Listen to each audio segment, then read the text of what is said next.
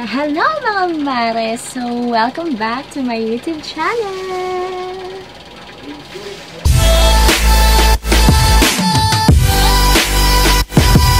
So, for today's video, isi-share ko sa inyo kung paano gumawa ng Milo jelly. Okay? So, Milo jelly na para siyang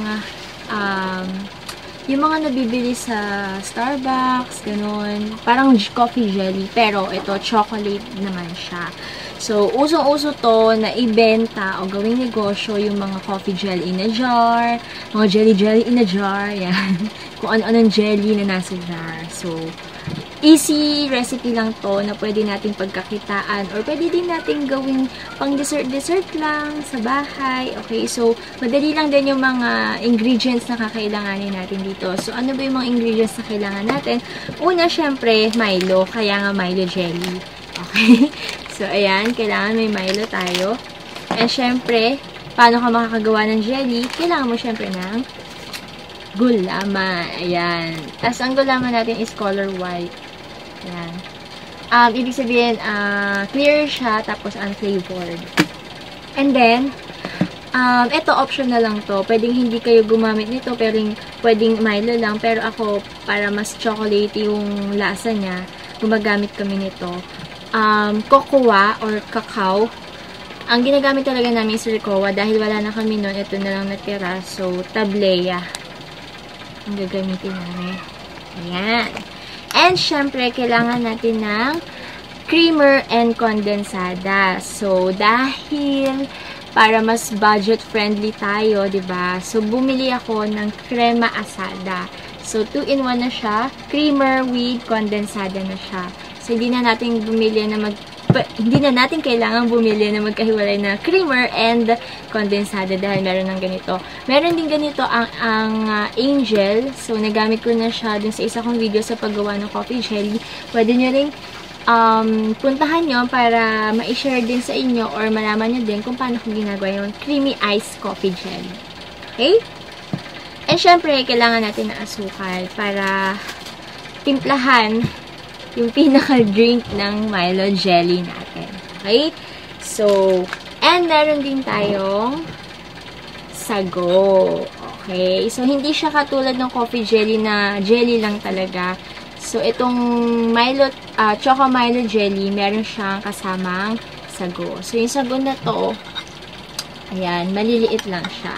Okay? So, kung napansin nyo, luto na siya. May nabibili namang neto sa palengke na luto na, pero syempre, kailangan yung hugasan maigi. Ito, hilaw to na binili ko, tas ako mismo yung nagluto. Papakita ko sa inyo kung paano lutuin tong sago at ang jelly natin. Pakuluan ang sago hanggang sa ito ay lumambot. Optional, pwede tayong maglagay ng asukal kung gusto nating tumamis ang mga sago natin. Pwede din namang hindi kung ayaw natin.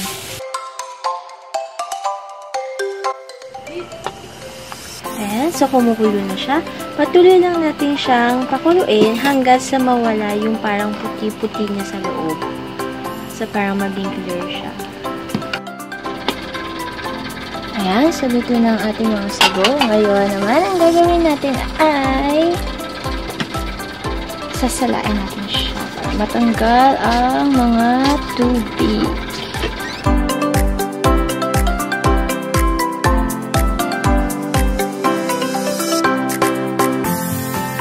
Ngayon, ilalagay na natin yung gulaman natin.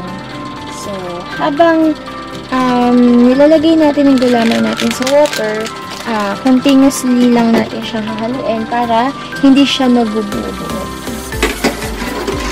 Next, pwede na natin ihalo yung 1 choco tableya or cocoa tableya natin para nalulusaw na siya agad. And then, ilagay na din natin ang Milo natin. So, 1 cup muna ilalagay natin. So, dagdagan pa natin ng Milo.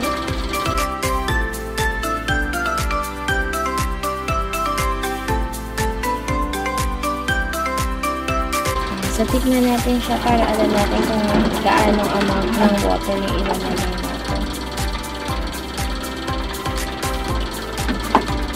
Lasang Milo na siya, medyo matamis. Pero kailangan pa natin lagyan ng asukal.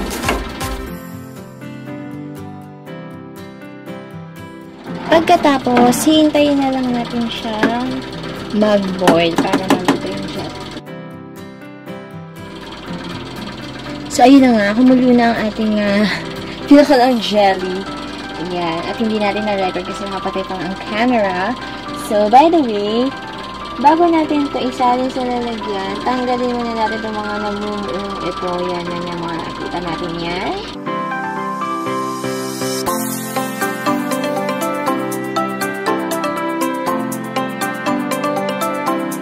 So, napanood yun na paano ko ginawa yung Milo jelly and isago. So, ngayon, habang nakaset aside yung mga jelly natin para tumigas sila at maging solid na jelly siya, gagawin na natin yung pinaka sauce. Hindi, gagawin na natin yung pinaka parang drink niya. So, anong kailangan natin? Kailangan natin syempre ng Milo. Yung creme densada natin, or pwedeng magkahiwalay, creamer and condensada.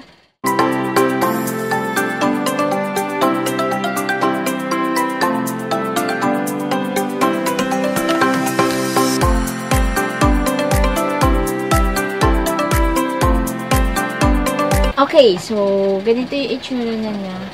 Ayan, buo-buo yung Milo pa niya. So, at tinigpang pa siya kanina, matamis pa siya. So, lalagyan natin siya ng init na water para mag-balance yung tamis tsaka malusaw na yung mga Milo.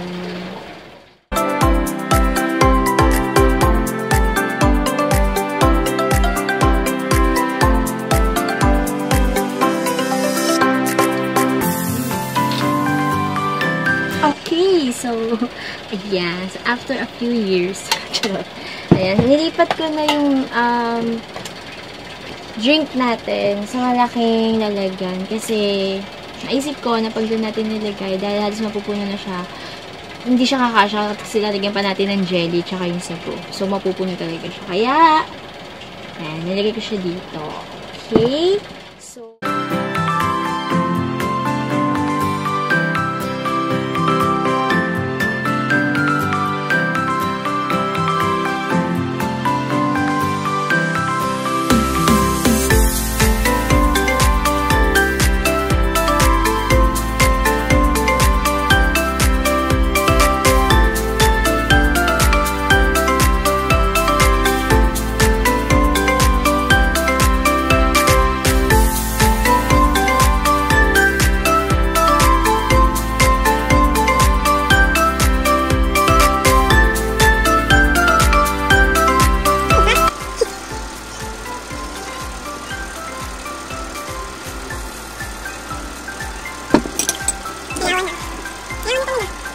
ang sarap, Mari! Try mo na to!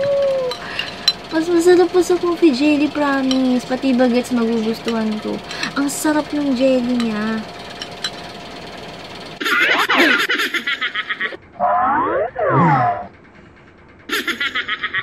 Sorry. Kaya pala ang patok nito. Paano masabi? Siyempre, magpapatikim din natin na, diba? So, tara na! Magpa-taste test na tayo. Patitikimin natin mga suki natin sa tikiman. Ayan. Halo-halo ba yan? Hindi! Milo jelly yan. Mas masarap pa sa coffee jelly. Alam ko yan eh. Cold. Ay, Cold. Wow! Ang sarap ng jelly. Tikman mo. Dark chocolate. Hindi siya ganun katamis. sarap. Want, boss? Cold! Kainin niya rin yata yung gulaman. Is it yummy? Yum, yum. Yum, yum. What's that? What? Yum, yum. Ah! Hulog yung sago. Sabi mo, yum, yum. Yum, yum. Okay? Okay? Okay. Okay. Sarap ng jelly, no? Nasang Milo. Okay, okay. Sarap. No. Sarap guys, sarap. Ay, guys. Panalo. Ikaw, so syempre, may ano muna tayo. Jelly.